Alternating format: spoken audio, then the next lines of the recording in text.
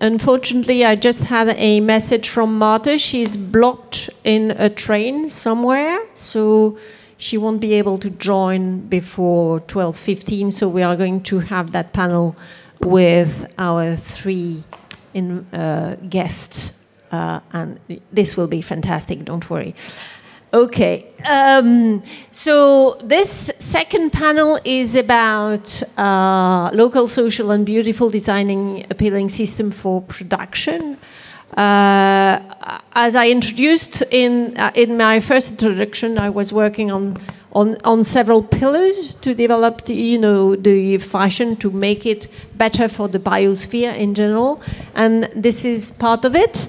We have here Elvis Sandhu, who is the president of Mybin Association since nearly 10 years. And Elvis, you conduct a lot of European projects in the textile sector. In your current project, you build and engage local communities. You develop and implement digital solutions to reduce post-production textile waste. And you design systems which can work with biomaterials. You are also a designer maker and the co-owner of Redo Sustainable Fashion and Garments. And Elvis puts zero waste ideas into practice because they also have a bistro boutique in Romania. Thank you for being with us. Adrian, thank you for being with us. You are a strategic designer with a lot of experience internationally. You are the co-director and founder of Osmos Network, a creative agency which is focused on social design and behavior change. You guide organizations and communities to be economically viable, to manage scarcity of resources, and to act in spatial environment, spatial being at the same time physical and digital. And your recent work is a lot about urban territories, namely in such project that we were already mentioning this morning, which is Fabrics or Cities of Making. Thank you very much to be with us. Anna Diniz, we don't present Anna anymore. Anna is the Director General of the ATP, which is the Portuguese Textile and Clothing Association. And ATP is the only national organization which is representing the entire textile and clothing value chain in Portugal. You have more than 20 years of experience in the industry, and you contribute a lot to position Portugal as a competitive and innovative hub, interconnecting players in the value chain with institutions, policymakers, and researchers. So thank you for being here. So as you know, this conversation is about, in priority, the local systems of production, this conversation, and how we should think about this local aspect when we integrating the social and the network issues. So let me start with you, Elvis. You know, I have my notes and I follow my notes. So Mybin decided to promote local production since the beginning. Can you tell us why and how did you apply that to end of roles and post-consumer clothes? So thank you for having me. It came as a natural process, in my opinion. We at Mybin focused on capacity building for sustainable development. And one of the issues that we encountered at the moment when we started doing this was waste in general. And we started off with very simple campaigns of raising awareness about batteries, for example. We were the first ones to mention this selective collecting of batteries in our community as well. And then we saw an opportunity through a Norway Grants call to develop a project where we raised awareness about the impact of clothes on the environment, on the people, etc. And then we started with collecting from the community and from factories. So I guess it came very natural, and it was the point that at which we had to do this somehow. Okay, thank you. Adrian, you started Osmose because you have a lot of experience on exploring varied systems of production. What is your view on the current map of production systems and their evolution? Maybe I can start by saying what it's like to be here as someone who doesn't come from the production chain, you might say. I feel like a child in a candy shop. You know, there seems like there's so many options and so many exciting things. But I think this is also the epitome of what we are as 21st century human beings. Is that in a way we're kind of sick. We're sick because it seems like the options are endless. And we live in I don't want to get too political about this, but we are embedded in a capitalist system which really helps us to encourages us to consume and consume and consume, and we're not rewarded really psychologically to think otherwise. So my organisation is focused on social design and behaviour change, and if we think about the context. Where you have what you have around us right now, you might for a second think, well, we've always had this. My father was born in the 1940s, and he tells me that he had 2 pairs of shoes. You know, 2 pairs of shoes. Who's got no more than 2 pairs of shoes here? You have only 2 pairs of shoes? Well, yeah, look, so I think context is really interesting. Context, not only context in terms of time, but in terms of also what this system of clothing is and what it does to us. I'd love to talk on ends about how clothing and identity. I think clothing is one of the most significant marks of class and identity. It's so easy to present yourself outwardly, but also inwardly in terms of being something that perhaps you would like to be, right? And so this, I would say, and I'll end my little spiel here in terms of the question of production systems, is that for us, I dare say, just from a social design perspective, our worlds are kind of endless, boundless right now in terms of what clothing is, and in terms of price, likewise. Maybe just quickly to think about some trends. I was reading up this morning. What we spend on clothing has actually reduced significantly since when my father was a child. You know, quite significantly. But we're buying considerably more, radically more. And of course, the trend, and this is the problem for our project Fabrics, is that what we're buying is frivolous. It's very superficial. It's very, you know, we use, there are statistics on clothing. We use clothing on average somewhere between 5 and 10 times in some cases.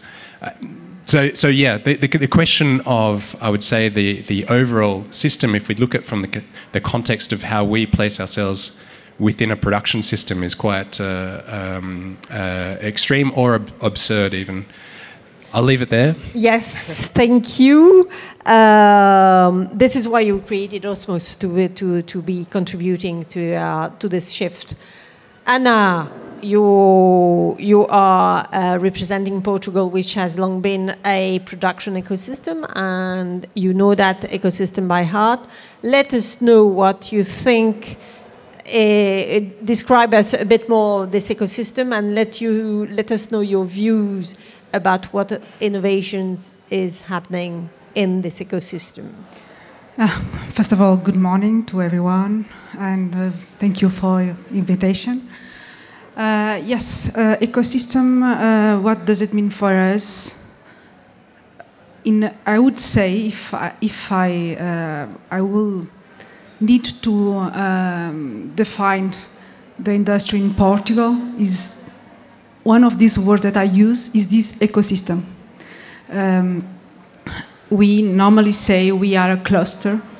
We are a cluster of 6,000 companies, very close to each other. In Portugal, we have this unique situation that having all the activities that we need to make a cloth or a technical textile. So from fibers to final products, we have all the activities in a very close proximity. So in 30 minutes, 40 minutes, we have all that we need. So we are in a way very, very specialized in terms of activities, but we work together very close, company with company, and also company with other centers like universities, technological centers, nanotechnology centers. So, because yes, and you mentioned the word innovation. These ecosystems, the only way to persist and to continue in a Europe that is very complicated for industry is because we innovate every year and every day. So we work for this. And innovation is innovation regarding materials, regarding processes, regarding competences. So it's innovation regarding everything. So ecosystems is one of our main features. Of course, I can tell you other features of our fantastic industry in Portugal. But is, for instance, if we don't have this ecosystem, it was not possible to be very fast, very flexible also. So is this the only way to continue working for this industry in Europe and competing with the big industries outside Europe? So ecosystem and innovations, two important features for us in Portugal. Yes, this interconnected system, which has been around for more than 20 years, 30 years. So the important element in what you say, Anna, is that these interconnections have been built along the time. And then, because there was this community feeling to the ecosystem, people can help each other and at the same time remain specialists in their speciality and also participate to the global innovation in the cluster. So that's one of the fantastic experience that you have with the cluster. Elvis, is it what you are trying to do in your cluster in Iași? Yes, we are also always trying to do that as well. But there is a lot of reluctancy from different players. They are afraid of sharing information at the same time. So it's a very good example of how you can push forward everything in regards to garment manufacturing in the textile world. I mean, Portugal is a very good example for that. And that's something that we're lacking as well. We have a lot of factories. We had a lot of even textile manufacturers, but because of this lack of interconnectedness, we kind of missed, I think, a little bit the start. So I'm hoping that in the future maybe things will.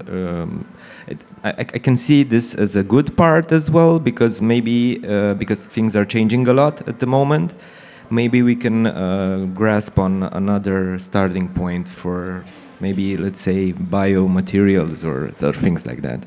Yeah, the interconnection is a bit more difficult and a bit more challenging for you in Northeast Romania, because you have two type of sizes of producers. Yeah, and we don't have any highways. And you don't have any highways.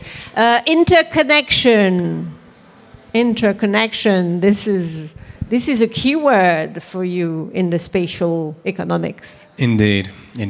So the point, I think, is around what is local.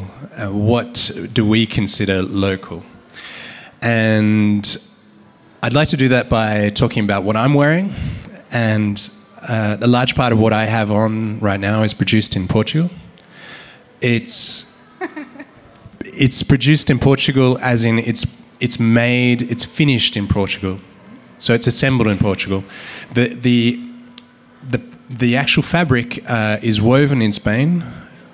The buttons are made in Italy, and the zipper is made in Japan. So what you can see is the different clusters of steps of expertise, you might say, which are allowing certain parts of this process to perfect, to be refined, to specialize. But yeah, you can't say the entire thing is made in Portugal. However, there are steps on the way which are absolutely critical, and without that, I wouldn't be wearing these pants. So when we're thinking from the perspective of fabrics, we have different parts of the production chain as well. Another item of clothing which I have from the same brand, the flax actually comes from Belgium, from Flanders, and then it's refined in France. It's spun in Spain. It's then produced, finished in Portugal. So you see, what we're talking about here in terms of what is local is European. It's quite interesting. The clothes we can talk about also in terms of what's this worth? What's this worth to me? But maybe that's the next question. But I think it's interesting to think about that in terms of not only the production chain, but also the value, because part of the reason I'm buying this clothing is because of that sense of what is local. That's part of the sales pitch. I'm prepared to pay double for these clothes because, one, they're very well made, but also because I have a sense of identity that they are connected to me in some way. So I feel like this narrative around the local, it doesn't appeal to everyone. And I'm not going to say that this is how we're going to change necessarily the clothing system, but I think that there is a certain point which I was mentioning before about identity and this connection with where things are made, which I think is relevant for 21st century consumers. So the narrative of local, I agree, can have very different meanings. It can be, more spatial, more, etc. It can also be more social. Elvis, you know a lot about that. Yeah. Well, depends on the definition of social, of course, but we always saw it in relationship to the community, and we've always, on every step of our evolution, we always addressed the community, because we couldn't promote items without explaining to people why they need to look at clothes in a different way, from this different perspective of items being upcycled or repaired. Of course, the culture was there from many years ago, but since the communist era disappeared and the borders opened, people started to want more and more and more and more, because they didn't have before. But at the same time, they also had this in their culture that they should preserve, they should wear more, they should repair. So it was, we were addressing the older communities and the younger ones as well. And so I think we managed to have a bridge somehow, and to address both of them.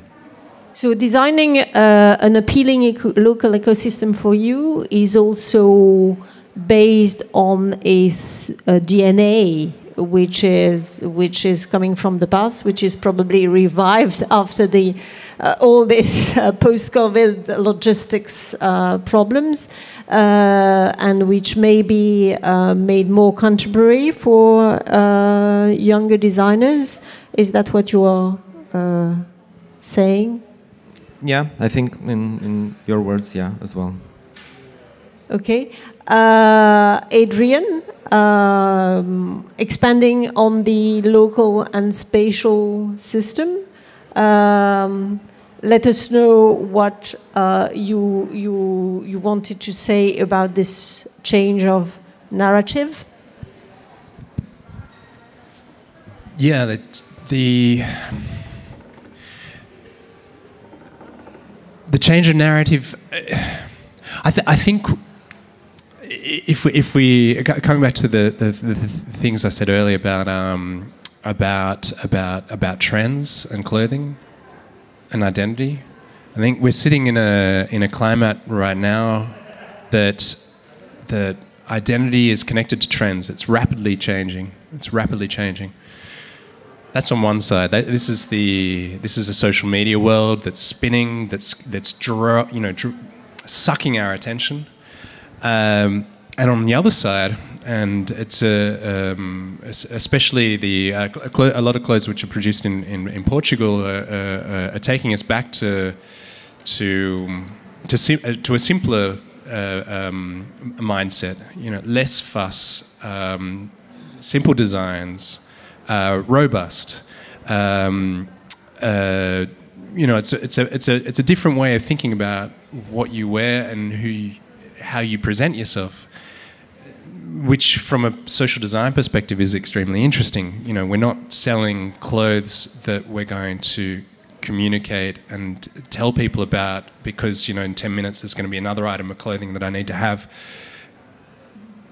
It's a shift in how I present myself, and and we're seeing that this is becoming a trend because you do have a lot of brands which are growing, which are competing against the fast fashion brands, but in a totally different way. They're not selling on their physical flagship stores. They're selling online. They're very customized. It's based on trust. It's based on a narrative. How you change that, I can't say. But what I can say is that the tools of what is fueling this very fast-moving, fashion-oriented, less than style-oriented clothing world, I think. What I'm seeing as a larger trend is we're getting exhausted by it. Even though social media is really propelling society, I'm seeing a lot of people turning away from it. We were just having a discussion a few minutes ago, and I might add I'm perhaps 2 decades older than, or maybe even 3 decades older than the population which is using primarily using social media. But there are a lot of people which are really switching off from social media now. And also switching off from needing to change rapidly because we're realizing that this is in one way or another resulting in things as extreme as mental health conditions and discontent with your self-image. So from a social design paradigm, you might say, I see the conditions are ripe for offering clothing which is less focused on trends, more focused on style, more focused on sobriety, on you might say comfort, on reliability, on trust, and the longer term situation. So I can't offer the 3-step guide to how you're going to shift from this very temporal, very reactive, very impulsive kind of fashion-oriented world that we live in. On one side now, to another world which is much more focused on style, identity, sense of confidence, and things like that, which we're severely lacking in society right now. Did that answer your question? I don't know. No, this is not. The questions are here not to be answered. This is the key things that you learn when you are a moderator. I think understanding what you say and the sort of shift of behavior, I think Anna has probably another point of view, which is probably very contradictory, which makes it more interesting. Anna, what is your perception on that shift? Unfortunately, I don't have the same feeling. 2 years ago, European Commission decided to end with fast fashion. So let's stop fast fashion. Let's go for a more sustainable and circular industry for textiles. And what we saw in these 2 years after this launch of this strategy for textiles, fast fashion, yes, is not a good thing, but what we saw, it was a huge growth of ultra-fast fashion. So what you are saying, maybe it's happening, but it's a niche. Okay, so what is happening now?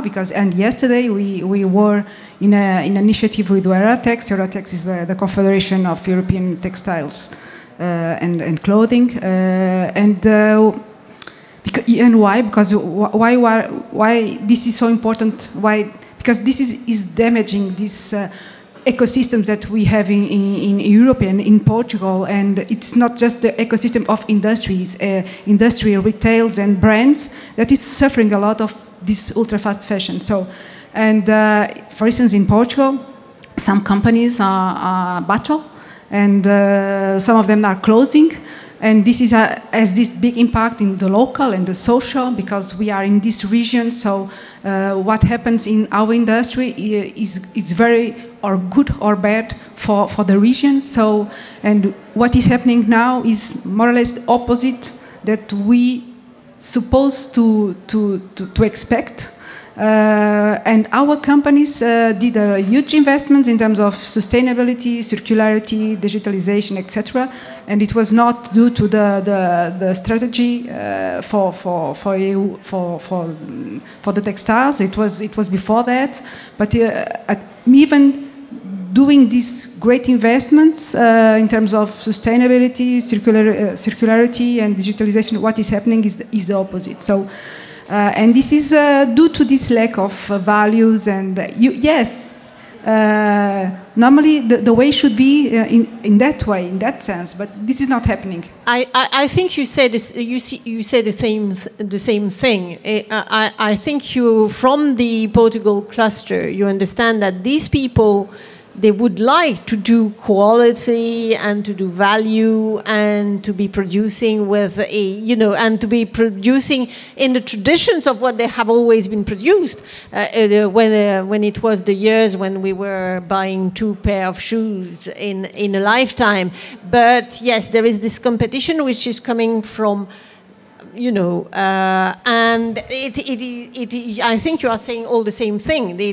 That we need to have all the efforts which are converging to make things change, even in a very small scale.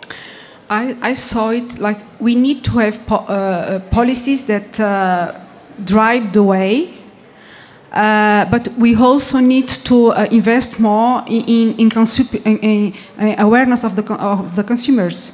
Because what I see around me, in my friends and family and people that I know, is this is big need of buy and what it doesn't matter if it is good or it is not good. If it is it's cheap, they buy. Okay. So we are in the opposite directions. Yeah. So consumers here, I think they have the big power to change. Yeah, true. Let me introduce Marta, who finally came with her train. Thank you, Marta. We are going to be a bit late with this second panel, but this doesn't matter. Marta, thank you very much. You are the co-founder of a very interesting lab, which is Faun Hub in Berlin. You are a serial entrepreneur. You have developed a lot of small companies and platforms to do matchmaking between different actors in the value chain in the textile and clothing system, and you have also a lot of experience in international projects. What we are talking in this panel, and I will give you just one question, one overall question, is this: how do you believe that Faun is contributing to design a better local, social, beautiful ecosystem who is participating to a big change in the textile and clothing sector. Thank you for merging all those questions into one. And thank you for having me, and sorry for being late. So maybe I missed a part, so I don't want to be redundant, so feel free to jump in here. But there's basically two work hypotheses, something that we learned over the past decades. One is we need to change the paradigm of running fashion businesses. Probably there needs to be an alternative to design, make, sell, with all the problems, overproduction, overconsumption in a saturated market, to design, sell, make. That's actually what we do in a nutshell. So there is a lot of infrastructure. We have a community of about 350 member organizations, and we have, let's say, a circular value chain in a kind of 1,000 square meter space in the city center of Berlin, with 3D design to real-time manufacturing, including recycling. So everything in an inner city space. And the other, so you can actually design something, sell it first, and then produce it second in an automated manner. And the other work hypothesis is that most of the solutions are there. There's like brilliant solutions, but for a regenerative economy or a circular economy, they have to work together. And that's what's still missing. Correct me if I'm wrong, but that's our job, to close the gaps and to invite them to integrate with each other. So the business models are very localized with a global impact, through the power of the many, so to say. Yeah, you are a big advocate of distributed and interconnected micro factories. This is actually what we are trying to do in fabrics as well. Adrian, maybe you can comment a bit on that, on the platform. Yeah, indeed. We're very interested. Well, the platform is looking at how you connect, understanding how the flows happen between different types of or different activities, which currently are either very hard to track. We don't really know how clothes are produced, or there's an intellectual property about your supplier chains. So breaking that, shifting that is quite a fundamental change to how production works.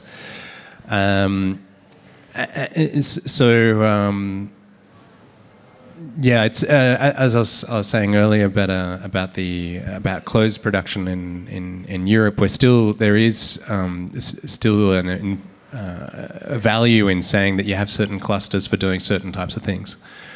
Because through that you can create intensity, expertise, focus, competition, and that's another way of becoming as efficient as possible. Yeah, working out where you can do everything in one, as in kind of like a micro factory, and in some cases you might be able to have the designers doing the making as well, because you can automate at that. And which parts you really need to have proper industrial scale production, where these smaller customized localized production is less relevant. So the story of local is what is local is quite challenging to define, especially in Europe, where in some cases we might only have one center producing a particular part and a valuable part of the clothing item, for instance, the buttons. Yeah. We also have buttons in Portugal. Thank you, Anna. No, depending on the scale, I think we always think about the textile and clothing sector like the small brands and the big brands, but in fact, we have a lot of other ways of thinking about the interconnected specialists the global generalist, the new ways of interconnecting the clusters, like, for example, what Elvis was mentioning about the necessity to connect the social and local companies with big partnership. Also, what Virginie was telling before is that if you want to guarantee the continuity of a smaller brand, which has a lot of value, you have to help her or help them to be connected with bigger scale. You want to comment? Yeah. Yeah. Would love to. There's sometimes local is equalized with small DIY niche, but it doesn't have to be. It can be fully scalable. And so there's like one elephant in the room, if I may spark this conversation, that is, resource extraction is limited. We all know that the era of oil and petrol-based raw materials may end at some point, and also in times of climate change, massive cotton production and so on is also there's a debate around, so to say. But what we have more than enough is industrial waste and post-consumer waste. And that's why local makes total sense, because we have massive resources in our hands, more than enough clothes for more than 6 generations. So that's our call to the industry, to the panelists here, that we make use of those resources, period. So it makes total sense to reuse, reduce, remanufacture, recycle what we have at hand, and that's why a circular economy is possible in local ecosystems. But if we talk about, and I'm now repeating a term that you mentioned, decentralized, it can be a network of local hubs, as you also rightfully mentioned. So we don't have to, there can be an alternative to massive, high volume, offshore mass production. And we are at a verge of technology and automation and interconnected, digitally enabled solutions, that it's becoming accessible and affordable. So some product groups now and even more in the future will absolutely make commercially sense to produce in smaller batches, repeat orders in local hubs. So maybe when I have my winter knits that are on demand in Scandinavia, it makes sense to produce them on demand somewhere locally, made from post-consumer textiles, ideally. Yeah, what was very interesting in what you said is, starting from the sale at the beginning. Mm-hmm. So you changed the paradigm and changed the order of how the textile and clothing sector change. I'm afraid we are arriving at the end of the panel, so I think we need to have some kind of words of conclusion, listening to, one another. What would you like to say as a conclusion? What do you believe is the key to be designing appealing systems for local, social, and creative production and beautiful production? Who wants to have the final word? Anna. Just before concluding, I just want to add something, because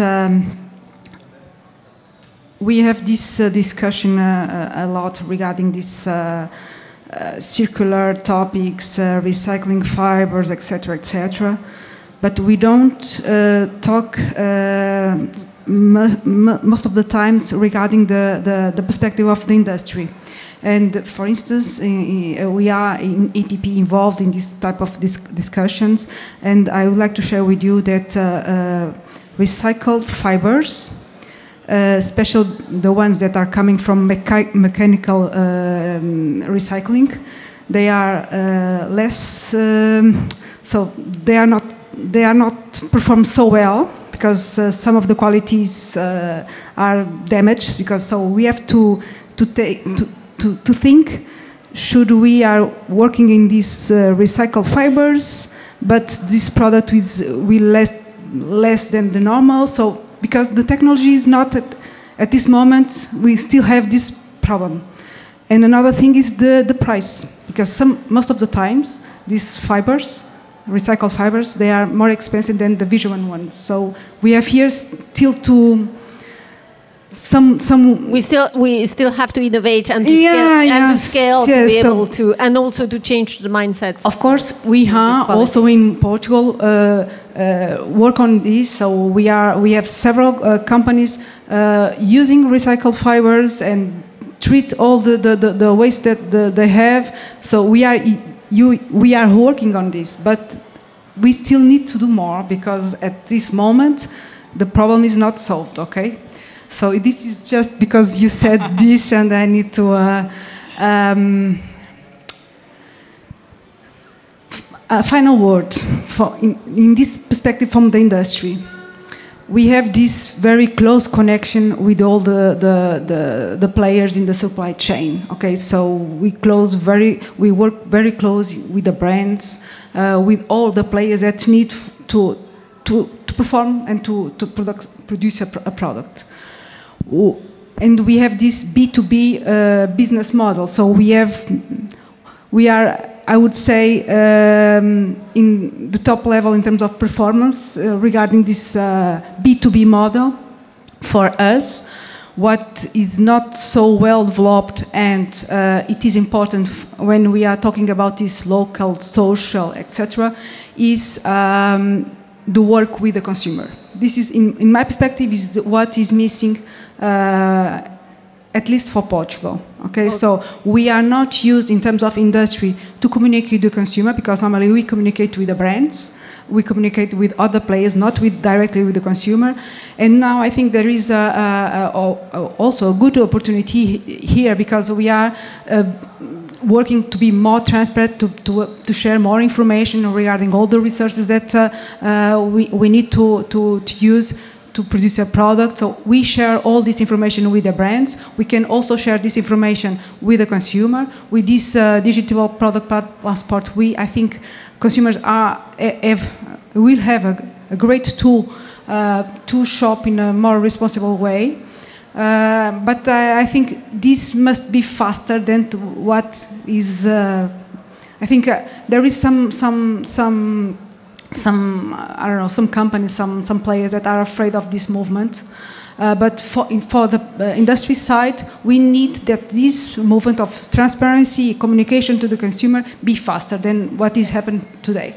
You need the driver and you need the brands to relay the driver to the consumers. Yes. Who wants to have the second final word?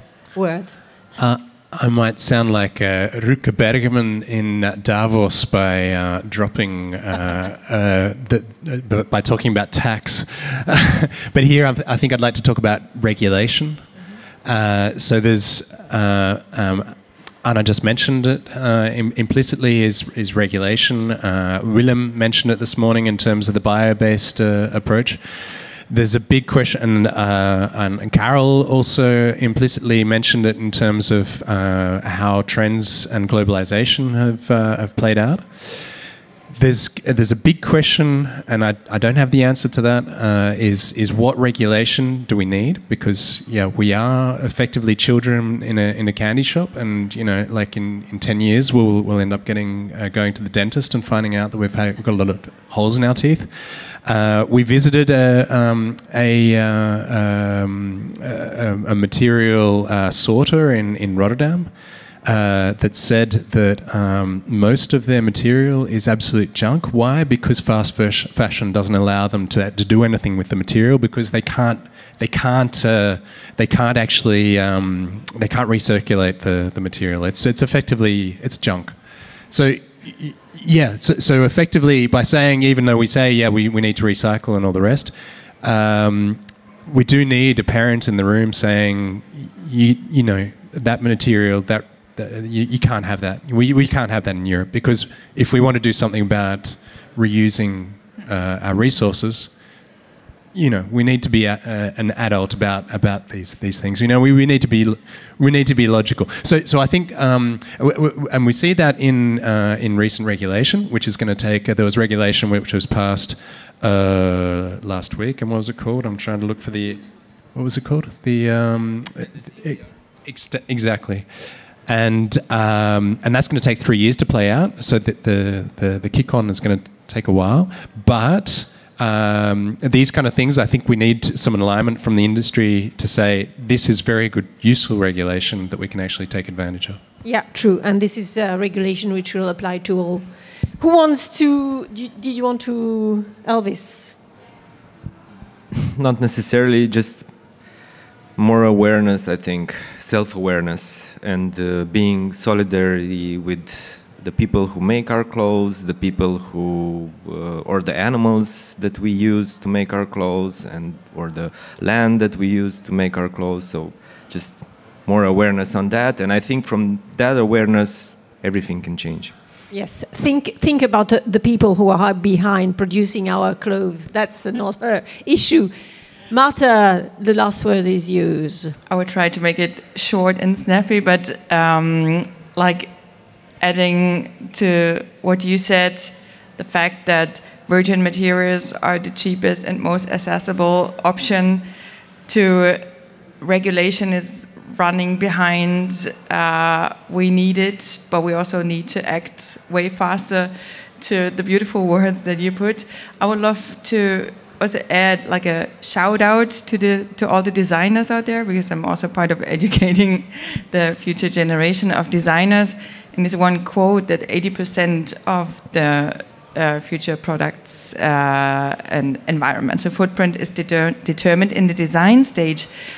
We are entering an era where design becomes way more powerful than 20 years back or 10 years back, where design was squeezed between trend forecasting and price sensitivity, so to say. So here, this is a shout out to all the designers to create products that are that can circulate many life cycles, that do not harm people and planet. So this is like a call to all designers. Where are you? You are way more powerful than you think. You go way beyond the product stage. You can create systems, supply chains, organizations, and you can also advocate for regulation. Thank you very much, Marta. Thank you for that advocacy for systemic design. Any question for any of our panelists? Pas de questions? Thank you very much. Thank you.